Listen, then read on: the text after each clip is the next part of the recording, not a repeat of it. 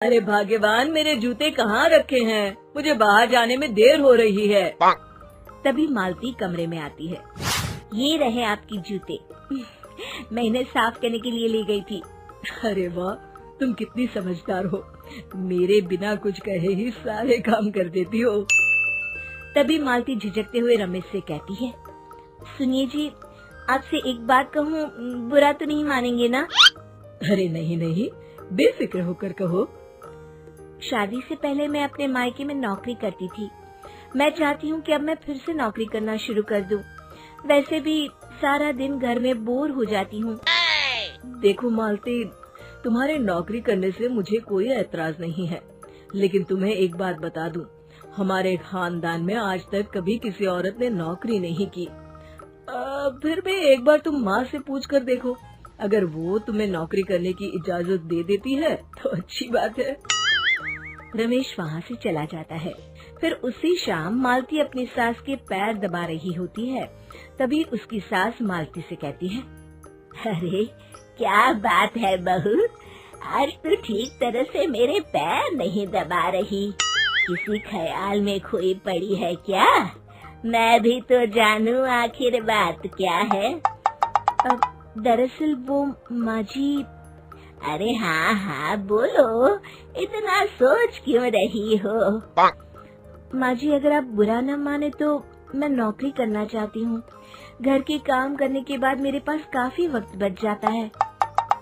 मालती की ये बात सुनकर उसकी सास गुस्से में कहती है, अरे बहू, तेरी तबीयत तो ठीक है ना? आज ये कैसी बहकी बातें कर रही है? भला हमारे खानदान में आज तक कभी किसी औरत ने नौकरी की है जो तू नौकरी करने की बात कर रही है? हैं? अरे बहू, तू क्या रिश्तेदारी में हमारी नाक कटाना चाहती है? जितना जल्दी हो सके अपने दिमाग से नौकरी का भूत उतार दे। और अब जा, जल्दी से रसोई में जा, खाना बनाने का वक्त हो रहा है। मालती मन मार कर खाना पकाने के लिए रसोई घर में चली जाती है। अगले दिन, नमस्ते माँ जी, कैसी हैं आप? अरे आओ आओ दिवाकर बेटा, बैठो, मैं तुम्हारे लिए चाय मंगाती हूँ। बहू, जरा एक कप चाय तो लेती आना। फिर दिवाकर एक फाइल खोलकर मालती की सास के सामने रख देता है। ये देखिए माँ जी, ये है पिछले महीने का हिसाब और ये रहे मुनाफे के रुपए। एक बार हिसाब देख लीजिए और इन कागजों पर अपने दस्तखत कर दीजिए। अरे दिवाकर बेटा, मैंने भला आज तक कभी तेरा हिसाब देखा है जो अब देखूंगी? ला बता, कहाँ दस्तखत करूं? तभी मालती चाय लेकर वहाँ आ जाती है और अपनी सास को बिना कागजातों को पढ़े इस तरह लापरवाही से दस्तखत करते हुए देखकर हैरान रह जाती है। अच्छा माँ जी, अब मैं चलता हूँ, फैक्ट्री में बहुत काम है। फिर दिवाकर वहाँ से चला जाता है। कुछ दिनों बाद मालती बाजार में कुछ सामान खरीद रही होती है। तभी एक बूढ़ा आदमी उसे आवाज देता है, अरे मालती बेटी, कैसी हो? मुझे पहचाना? मैं तुम्हारी कंपनी में मुनीब का काम करता हूँ। हाँ चाचा जी, मैं आपको बिल्कुल पहचानती हूँ। कहिए, कैसे हैं आप? मैं तो ठीक हूँ। कंपनी में कुछ भी ठीक नहीं चल रहा, यहाँ तक कि हमें ठीक वक्त पर तनख्वाह भी नहीं मिलती। ये आप क्या कह रहे हैं? अब क्या बताऊँ, आप लोग तो कभी हिसाब किताब देखने दफ्तर आते नहीं। मेरी मानो तो एक बार आप लोग दफ्तर आकर सारा हिसाब किताब देख लो, आपको असलियत पता चल जाएगी। अच्छा बेटी, अब मैं चलता हूँ, देर हो रही है। फिर वो बूढ़ा वहाँ से चला जाता है। वहीं दूसरी तरफ मालती घर पहुँचकर अपनी सास को सारी बात बताती है।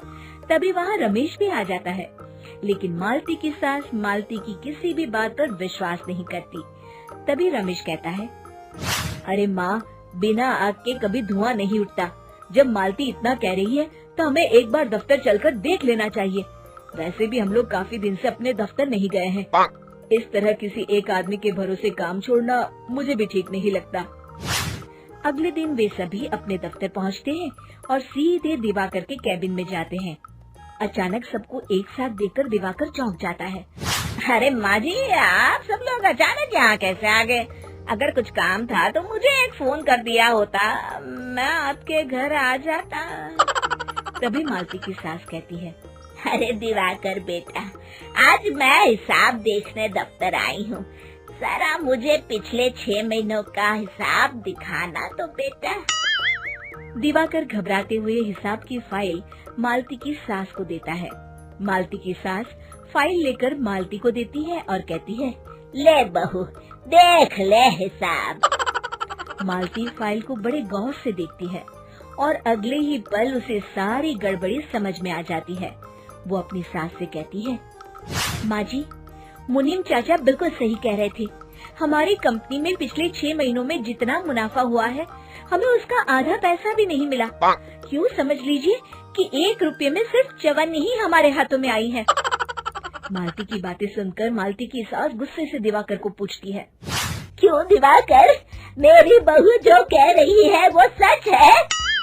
दिवाकर समझ जाता है आज उसका भांडा फूट चुका है। वो गिड़गिड़ाते हुए कहता है, मुझे माफ कर दीजिए माँ जी, मैं पैसों के लालच में अंधा हो गया था। अरे वाह दिवाकर, तू तो एक नंबर का चोर निकला। इतने दिनों से मैं तुझ पर आंख बंद करके भरोसा करती रही और तू मुझे ही चुना लगाता रहा। अभी के अभी निकल यहाँ से और दोबारा अपनी शक्ल मत दिखाना। दिवाकर वहाँ से भाग जाता है। मालती की सास मालती को शाबाशी देते हुए कहती है, बहू, आज मैं समझ गई कि पढ़ाई लिखाई हमारी जिंदगी में कितनी जरूरी है। मैं बहुत किस्मत वाली हूँ जो मुझे तुझ जैसी बहू मिली है।